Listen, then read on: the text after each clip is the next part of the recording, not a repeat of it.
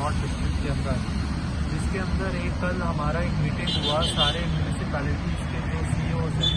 उनके साथ और उनके सीनियर ऑफिसर्स के साथ, और ये डिसाइड हुआ कि जॉइंट ड्राइव्स की जाएंगी मार्केट एरियाज़ के अंदर और रेजिडेंशियल एरियाज़ के अंदर, और उनके साथ मिलकर आइडेंटिफाई किया जाएगा जो भी लोग हैं जिनको जो रह रहे हैं, जिनका टेनेंट वेरिफिकेशन नहीं हो रखा है या किसी ने किसी को एम्प्लॉय कर रखा है विदाउट प्रॉपर वेरिफिकेशन, तो उस पर उनके साथ हम मिलकर ड्राइव करेंगे। इसके अलावा ये भी हमने डिसाइड किया है इस मीटिंग के अंदर कि जो पब्लिक स्मोकिंग है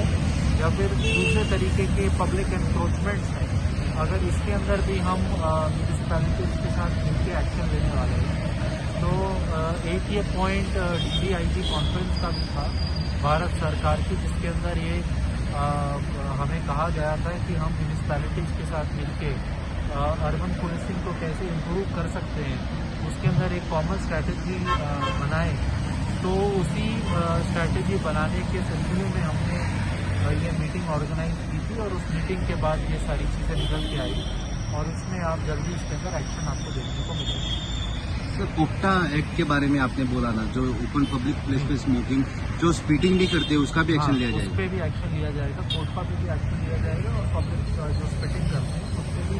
एक्शन लिया जाएगा। ये एक्शन हम ऑलरेडी ले रहे हैं, लेकिन इसके अंदर हम म्यूनिसिपैलिटीज़ के साथ मिलकर भी, ताकि ड्राइव को और इंटेंसिव बना दिया जाए, उस पर भी काम कर रहे हैं। फाइन इसके अंदर अलग अलग फाइन है, वो जो फाइन है तो उसकी डिटेल्स आपको दे देंगे। मेरा डिफरेंट फाइन